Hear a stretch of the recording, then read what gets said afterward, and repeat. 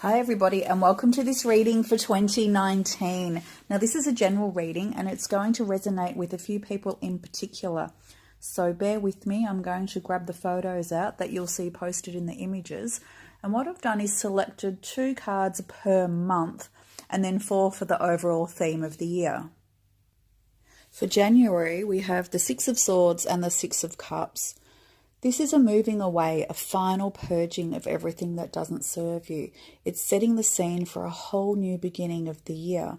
With the 6 of Swords, you're really moving away in a literal and figurative sense. So figuratively, that's the word I meant, sense.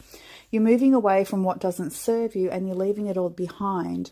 You're understanding that to move forward is a very important aspect of this year for you. Moving forward is very much a goal in itself, a purpose to really grow yourself, to find yourself, to know who you are, and to move forward into a whole new life, leaving everything from the past behind. A whole new life is very much a theme for this year. And I'm hearing that song, I think it's a Disney one. Excuse me for promoting Disney. I don't mean to by any means, but it's like, it's a whole new world. It's very much like that for us this year. And I love the feeling of it. With the 6 of Cups in conjunction with that, it has a tinge of sadness to it. And, you know, saying goodbye and leaving things behind always comes with an element of sadness. It's never easy to do. It requires bravery. But you've made the choice and the decision and the understanding that sometimes the best thing to do is the difficult thing. So you're leaving behind perhaps a person, somebody that could have even have been a soulmate, with an understanding that things don't last forever. And that's where the sadness comes in because, you know, we want things to last forever, especially things that are beautiful and deep and meaningful and connected to us. But unfortunately, that's not always the way it is. And it is the sadness of recognizing that and having to walk away and leave them behind. It's not necessarily ruling that person or people out of your life forever. I don't mean that by any means. It's not a severing of the connection. It's just a lessening of it. It's a moving away as in not seeing them every single day, not giving them that power, not allowing them to not have control, that's too strong a word, but not allowing them to influence your life as much as they have been in the past, because they're really, in a way, without intending to, this is not putting anything bad upon the person or people that you know this relates to. I don't feel that they're anything but great people. It's just that sometimes you really do need to walk away to step into yourself and to move towards your own future. And it is, I can feel the sadness, you know, it's hard. But again, remember, it's not a permanent goodbye, and it's just you being able to step forward into your own path, which is a beautiful thing. This can also relate to, I'm getting the feeling of perhaps a job or a career or even a place, if it's not a person in particular, because it's also a moving away from work that doesn't fulfill you or serve your purpose in life anymore, and really stepping into a direction where you find more meaning and more joie de vivre, more joy in your life, something where you feel appreciated.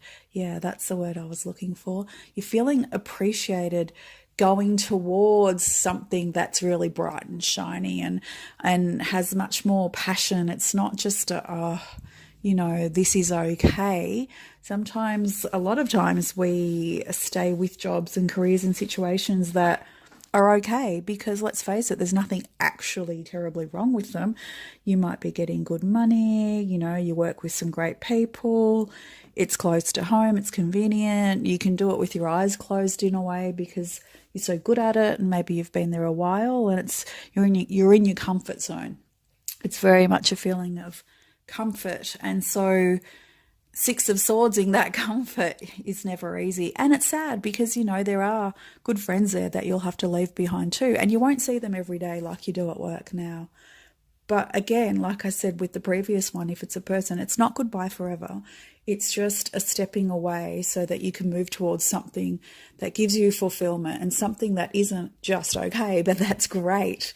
So when you're touched with the sadness of having to move forward, remind yourself that it's not a definite goodbye. It's not goodbye. It's just, I'll see you later. You know what I mean?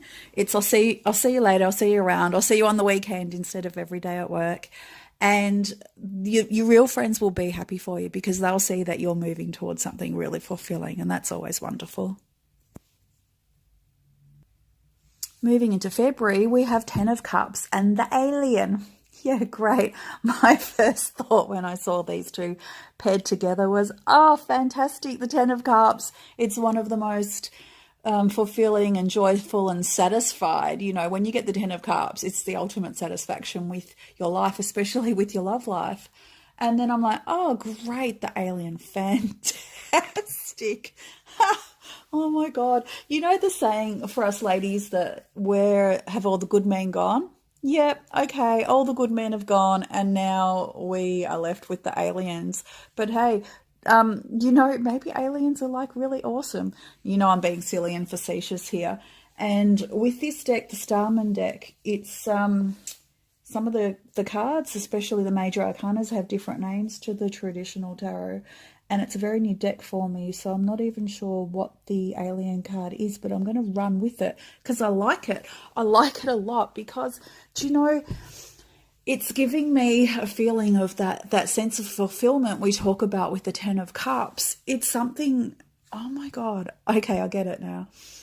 That feeling of ultimate fulfillment is alien to us. We haven't actually really had it before. We may have thought we've been in love. We may have thought we were satisfied and fulfilled and that life was great and we had everything we could have wished for, but we didn't really. It was like we thought we had what we expected to be fulfilled by. Whoa. This is crazy. And this is the difference of the energy change into 2019.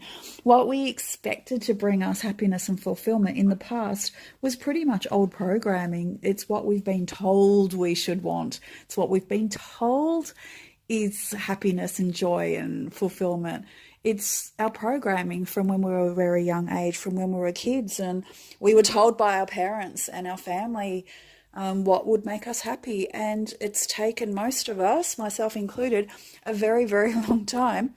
I won't point out exactly how many long times in years, but you know if you're listening to this exactly what I mean. It's taken us ages to work out that everything they told us would make us happy doesn't. And, you know, bless you if it does. I'm really happy if that's where you get your satisfaction and fulfillment. That's brilliant. But I just know from experience with myself and talking to a lot of people that we're not happy, we're not fulfilled. We are asking why, what's going on. I have the house, the car, the job, the kids, everything that I thought I wanted, and I'm still not really happy and fulfilled. And then we kind of feel guilty and bad that we've got all this and we should feel grateful, but we feel like there's something missing.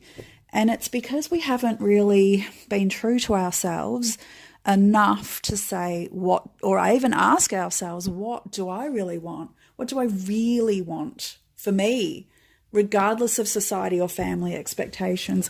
What do I really want? What's going to make me happy? What's going to fulfill my soul and my dreams and my ambitions as a person in my own right? And that's why I'm saying we haven't had it before. And this is where the alien card comes into it, because it's so foreign to us to even ask ourselves, what do I want? And when was the last time another person even asked you, you know, how are you and what satisfies you? What fulfills you, your soul? What do you want? I can't think of the time I was asked that. And maybe that's where the alien aspect comes into it, because it is foreign to us. We're not used to it. It's unexpected. And I think I'm going to start asking people that. That's a really nice question to ask people when you meet them. It might come across as a bit weird, and I guess I'm going to have to practice how I want to phrase it. But can you imagine how different the world would be if we asked things like this instead of the usual, hi, what's your name and what do you do? You know, that question, as if what you do actually means anything. Like, I'm so beyond that now. I couldn't really care anymore what people do to make money and for a living. Unless it matches with their sole purpose and their desires, I couldn't really care less, because it's a day-to-day thing that you do to make money, really, if we want to be totally brutally honest about it. Imagine if we started asking, hi, what's your name? And what brings you joy and happiness? Like, how much better, like, what sort of answers would you get to that, instead of the, oh, yes, I'm a banker, or I'm a, hey, no offense to bankers, or I'm a, whatever, pick any profession, any job, anything that people do. Imagine if you could ask them, what fulfills you the most? What makes your heart sing? What brings you joy? The answers that you would get would be totally different. So yeah, I'm going to start practice doing that. I think a lot of people are getting ready for unusual alien type things to come into the world with the new energy. And I think it'll be a nice, refreshing change. So if you'd like to embrace that as well, please go ahead and let me know what sort of results you get. The other thing that springs to mind for people who are single and looking for love, perhaps we'll find matches that are really different to our usual type, in inverted commas. Perhaps we'll meet somebody that really blows us away, that's just so incredible and amazing and brings us happiness and fulfillment, but they're totally different to what we would expect, or really different to somebody we would normally date or be with. So the suggestion is to be open to differences, and to be open to somebody who you wouldn't normally really give the time of day to, because they'll surprise you, is what I'm feeling. Like, you'll be so pleasantly surprised, and then you'll be like, oh, thank God I didn't brush them off, or thank God I accepted, that date invitation when I wouldn't normally, because allowing your heart to be open to the alien aspects will be very beneficial. Moving on to March, we have the King of Cups and the Ace of Pentacles, two of my favourite cards in the deck. And when they come together paired like that, straight away I'm thinking, oh, new romance in the workplace. Yay. And it follows on what I was just saying about being open to people a little bit different to yourself and that you normally wouldn't be with, because the King of Cups and the Ace of Pentacles together is suggesting that you're very likely to meet somebody in the workplace. Somebody perhaps in a very different department, or even in a very different level to you. You may be a lot more senior in the workplace to them, or vice versa. So just be open, just be open to things that might not be normally socially acceptable. With the difference, it could even come with an age difference. It would probably, as I already mentioned, most likely come with a role difference. And that's where being true to yourself comes into it, and following the King of Cups energy of love and beauty and an appreciation for the soul and everything emotional, because it will be, what's the best way to put it? You might come against some flack or a bit of apprehension from other people, because it is so different. But that's where, if you're open and follow your own heart and your own inner guidance, you'll be safe and protected, and you'll be as happy as hell. So you won't really care what other people say, but just beware that I can hear like the whisperings, behind your back. But who cares? Just enjoy it, be happy, and love the newness of it, the newness of the Ace of Pentacles. Like, really embrace it and love it. And then you'll be so happy and too busy like working at that joy in a way. And it's a strange way to put it, because joy is spontaneous. You don't need to work at it, but it will be at a workplace, okay? So look out for workplace romances, I guess, is what I'm saying. The other dimension of that pairing is actually falling in love with the work that you do, or getting to do the work that you love. Now, what month were we up to? March, I believe. Like, imagine how happy you would be if you got to do the work that you love to do every single day. And a lot of us at this point in the evolution of the species are getting to do that. We're getting to do what we love for a job, for a career. And that's magnificent, because that to me has a follow-on effect. If I'm doing what I love to do for work every day of my life, everybody around me is happier. It just cascades and flows, the ripple effect of one person living in their joy and following their bliss, to excuse the cliche, but it's true. Following your bliss allows everybody else around you to be happier and to see that it's okay to do that and not need to be stuck in the mundane so-called realities of the world when you can create your own.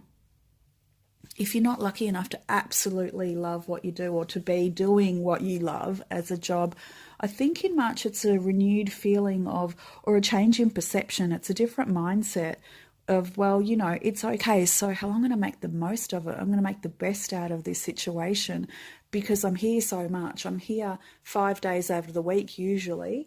We're at work and I spend so much time here. So I'm going to make the most of it and I'm going to really appreciate the good times, and maybe I'll use my imagination to get through the more boring times, but I'm really going to allow myself to feel into it and to make the best of every day.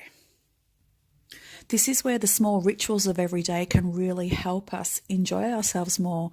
Putting mindfulness into those small rituals, it's something as simple as, you know, your favorite morning drink, whether it's coffee, tea, whatever you like to have, to really own that damn drink and make it your own. Like, as an example, every morning when I get to work, I make myself a cup of coffee, but it's not like your usual cup of coffee.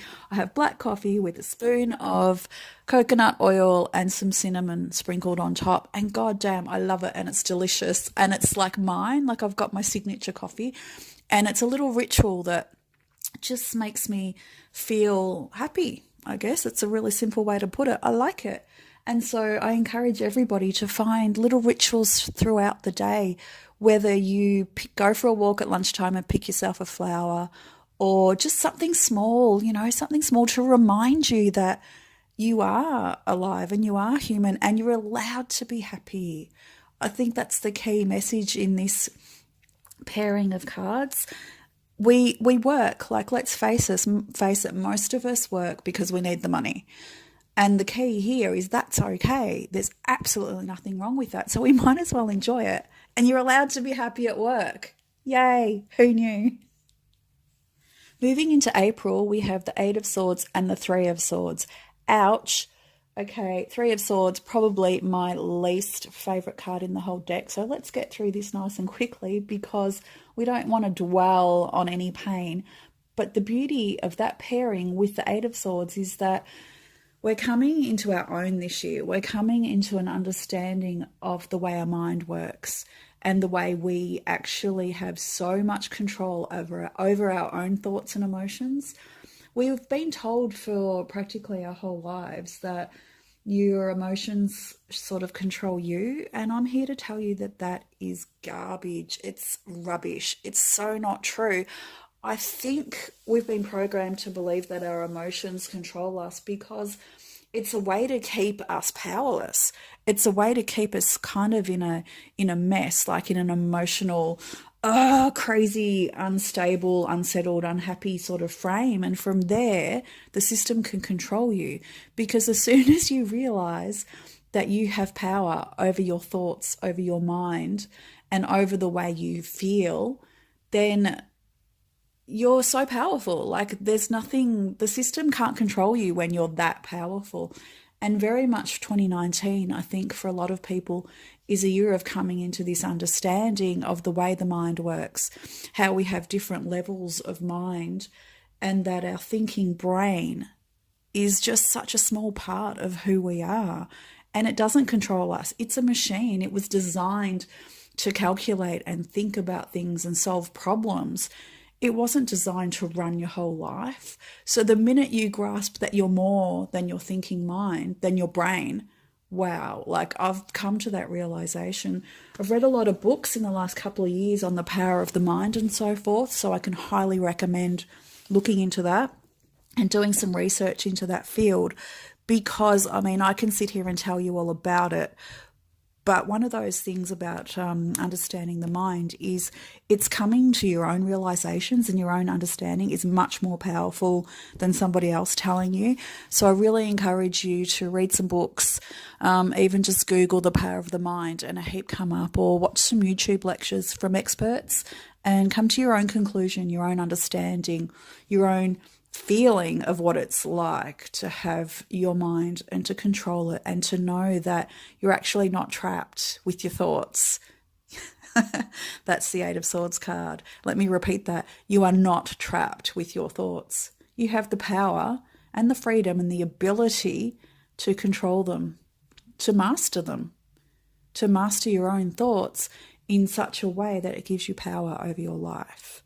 Now, it's not to say that you're never going to have a bad, and even that, that's very judgmental, but let's just use the language that we're familiar with.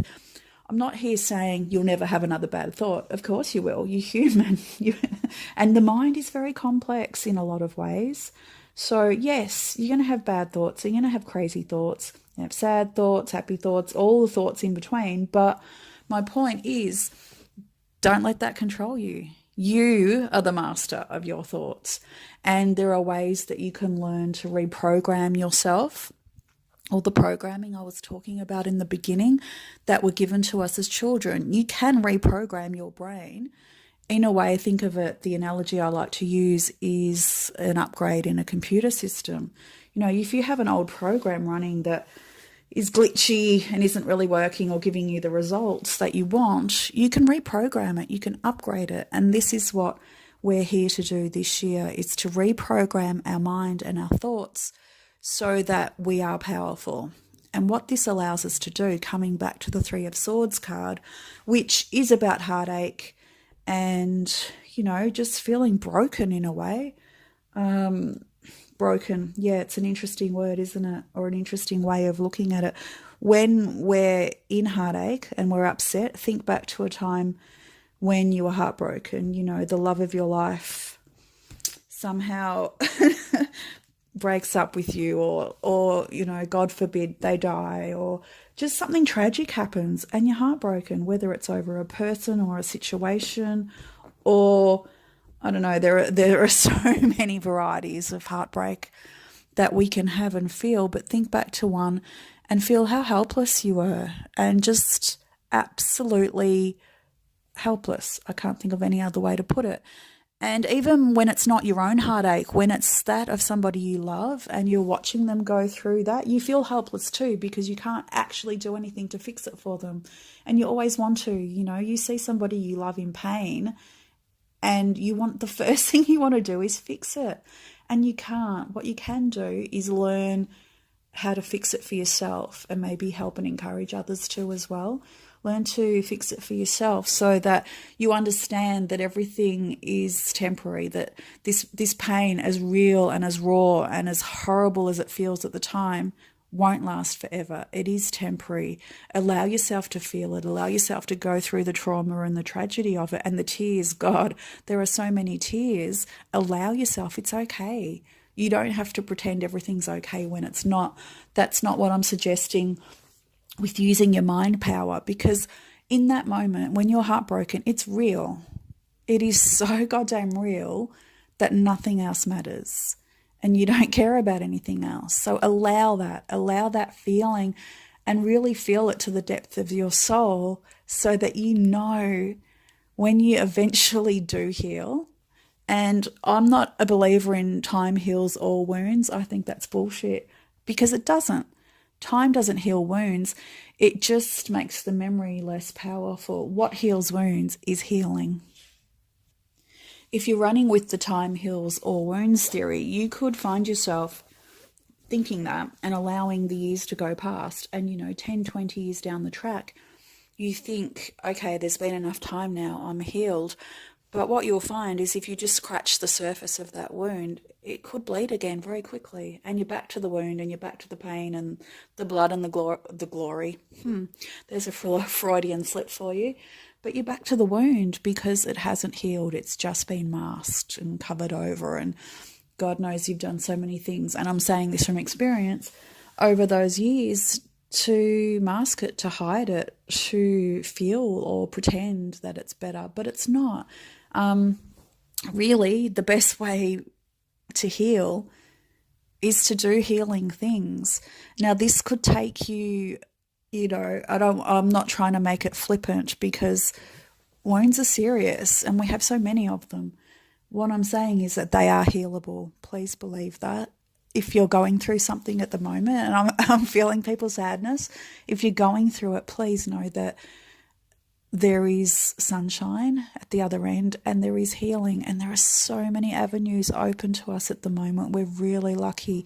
We're able now to seek help in so many ways, whether it's traditional therapies like seeing a psychologist, talking it through, whether it's something more physical, like massage therapy or body work or Reiki healing. There are just a range of healing modalities out there for us now. I'm getting, the flower essences therapies are really good for people, especially when it's emotional pain and grief. And there are many, many ways. So what I'm suggesting is perhaps ask friends that have tried these things and see what's worked for them. And it is a very personal experience, so I can only recommend trying lots of different ways until you find what works for you, and it could be a combination of things. So be brave, try all those new out there, like, new agey, they're so-called things, but they really do help. And the people that are there providing these services, look, 9 times out of 10 are genuine healers and they really want to help you. So there's always going to be the dodgy ones that are just cashing in on the trend, I guess, but use your intuition on who's right for you. And if you go to see somebody for help in any healing modality, no matter what it is, if you feel uncomfortable or you don't feel like you can trust them, don't work with them, please. Just move on to the next person.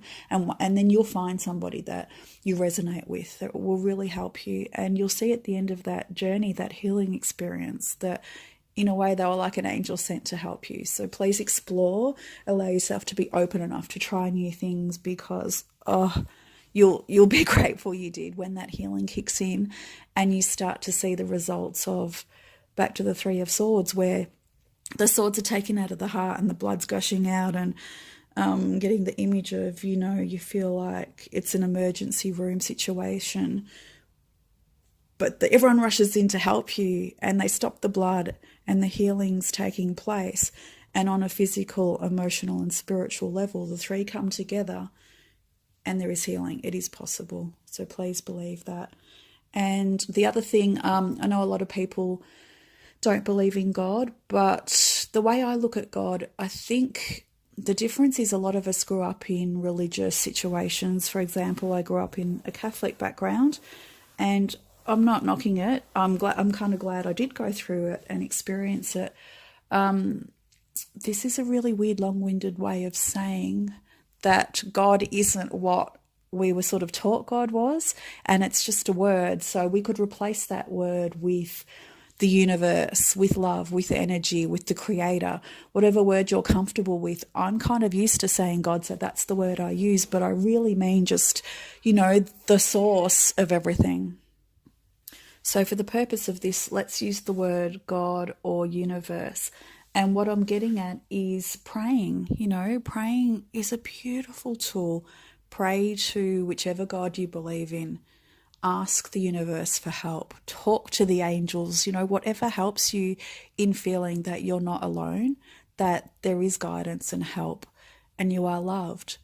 Pray to God. And it's funny because, you can start off with, dear God, and just let rip. It's like you're talking to a good friend. Or ask the universe, hello, universe, I'm having a conversation with you because we're part of each other. We're connected. And I want to be the best me possible so that I can represent the universe in the best way possible. We're reflections of each other. And hey, how about you help me out? And then I'm going to be awesome. And I'm going to help out the universe. And I don't know, it's just, I find myself when I pray, it's like a rambling, kind of like what I'm doing now. It's very much just rambling, like don't censor yourself or hold back. Let your feelings come out. And when you're talking with yourself, with your higher self and the universe, You can be as honest and as caring and as carefree and as angry and furious and mad and happy and joyful as you want to be. Like, just be yourself. There are literally no judgments of repercussions. Like, you get to be totally yourself when you speak to God, when you commune with the universe, because that's what that energy wants. That's what that energy really seeks from you, is you being your absolutely true, authentic self. And it understands when you're heartbroken and you need some consoling and guidance and love. It understands that you're angry and you just feel broken. So coming back to that word broken again, you might feel broken, but believe me, you're not. There is healing. There is healing there for you. There is healing in that moment of silence. It's such a beautiful thing. So many words, and it's quite ironic for me to say, considering I'm just using billions of them in this message. There are so many words. And people will try and help you, God bless them. People will try and help you and they'll tell you all sorts of things. And some will be helpful and some you'll just get angry at. And, when somebody you love dies and then the other person says, oh, it's God's plan. And you're like, I just want to punch you and God in the nose, because no, I don't believe that. I want my friend back. I want my sister back. I want my loved one back. Like, hell, this can't be a plan. This is ridiculous. I hate this system. I don't even know where I was going with that. Oh yeah, words. There you go. I'm using so many of them. But sometimes the best healing is found in the silence, in the gap between the words. So what I'm encouraging you here is to take some time to yourself. Get comfy. You can lie down. You don't have to be in some uncomfortable lotus pose to meditate. Just lie back, get comfortable, and put your hands on your heart and just be yourself. Just be alone, be yourself, be comfortable. You don't have to prove anything or put on any pretenses. If you're upset, you're upset, and just be by yourself and have some moments of silence and just allow yourself to feel. So I'm going to leave it there for this recording and start fresh for the next part. The first 4 months of the year are pretty intense, especially that last one. It feels really heavy, it feels really tense, but it's going to be worthwhile going through, because for the final 8 months of the year, it's breakthrough time, guys. It's like, whoa, let's break through this pain, let's break through the heartache, let's break through all the bullshit, because, it's go time now. So let's leave it here. Thanks for listening. I love you.